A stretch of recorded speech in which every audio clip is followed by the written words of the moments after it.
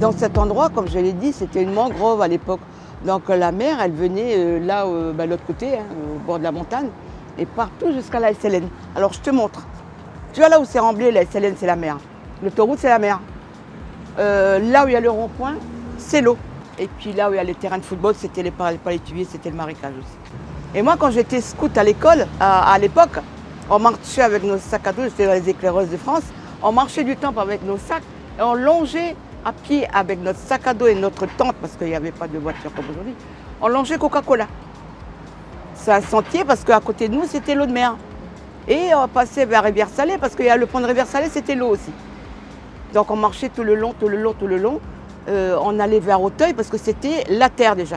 Parce que tout le bas, c'était rempli d'eau. Ici, c'était, on va dire, comme je le disais, c'était le garde-manger de nos anciens, quoi. Hein. Même là-bas, en face de Coca-Cola, je me rappelle que quand j'étais jeune ado, il y a des mamans, il y a des mémés de Païta qui venaient chercher leurs crabes, pêcher leurs crabes, et ils allaient vendre à l'ancien marché qui se trouvait là, maintenant il y a le carré Roland. Là où il y avait le carré Roland, c'était l'ancien marché à l'époque.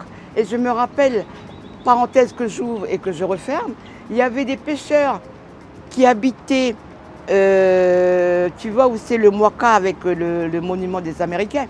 C'était l'eau aussi là.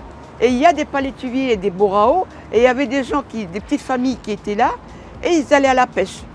Et eux, on va dire que leur vie dans le mois, c'était de vendre leurs poissons. Alors comment ils les mettaient leurs poissons?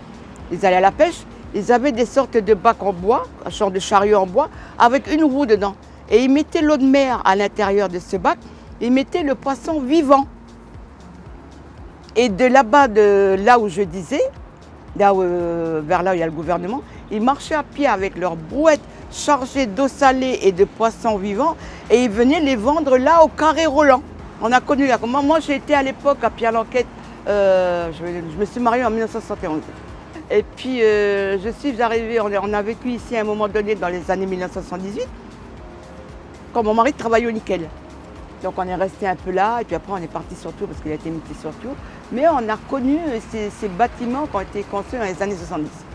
Disons que ce quartier, il a quand même un vécu, on va dire, qu'il faut retransmettre à la nouvelle génération, quoi. Hein.